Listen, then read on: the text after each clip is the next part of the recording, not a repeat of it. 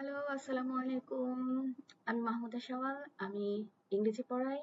আমি ইংরেজি পড়াই বাচ্চাদেরকে এবং মায়েদেরকে গাইড করি কিভাবে বাচ্চাদেরকে ঘরে বসে ইংরেজি পড়াবে বা ইংরেজি শেখাবে। ওকে? সো আমি কভার করব ইংলিশ ফনিক্স এবং স্পোকেন ইংলিশ। ওকে?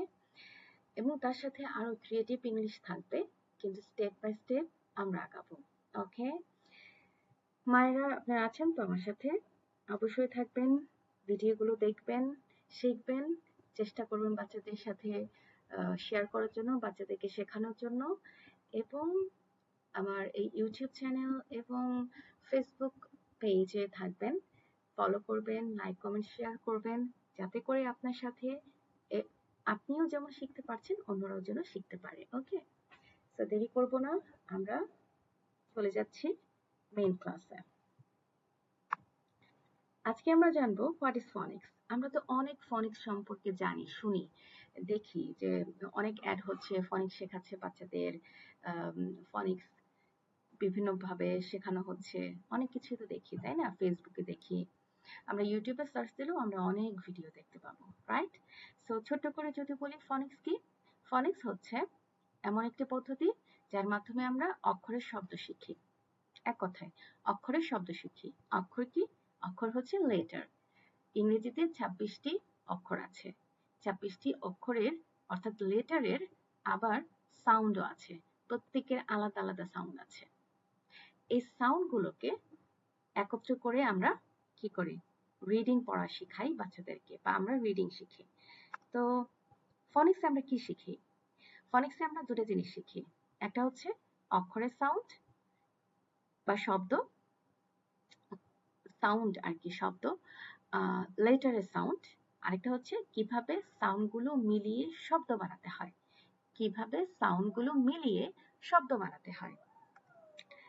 যেমন এখানে letter A, B and C আছে, রাইট?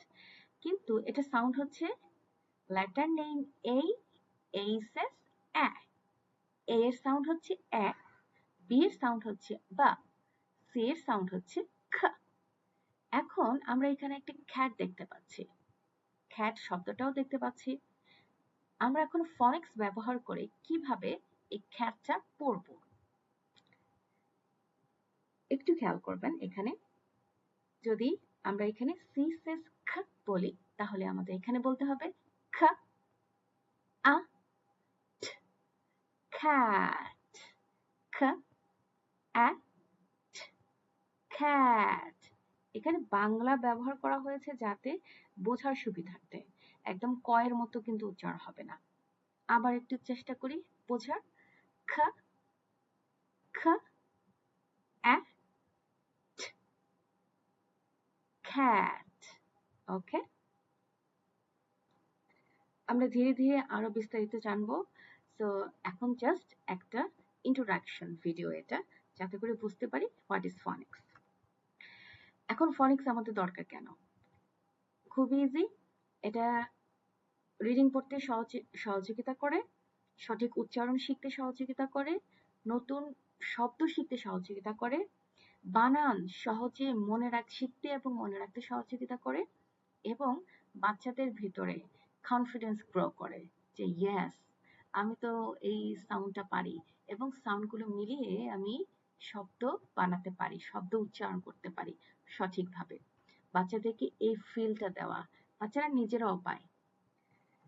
এরপর হচ্ছে ফনিক্স আমাদের পড়া ও উচ্চারণ শেখার ভিত্তি। এটা মূল বিষয়টাই হচ্ছে ফনিক্সের আমাদের পড়া ও উচ্চারণ শেখার ভিত্তি, এবং সেটা শুদ্ধ উচ্চারণ। ওকে? আচ্ছা, এখন আরেকটা জিনিস জানবো চট করে, সেটা হচ্ছে জলিফনিক্স। What is জলিফনিক্স? ছোট্ট করে আজকে বলবো, এটা বলেই আজকে শেষ করব। পরবর্তীতে আমরা জলিফনিক্স নিয়ে একটু আলোচনা করব। আচ্ছা, জলিফনিক্স হচ্ছে ফনিক্স শেখানোর একটি মজার পদ্ধতি, যেখানে আমরা অ্যাকশন, সং এবং স্টোরির মাধ্যমে বাচ্চাদেরকে সাউন্ড শেখাবো, এবং এই সাউন্ডগুলোকে একত্র করে বাচ্চাদেরকে মজার মাধ্যমে রিডিং পড়া শেখাবো। এটাই হচ্ছে জলে ফনিক্স।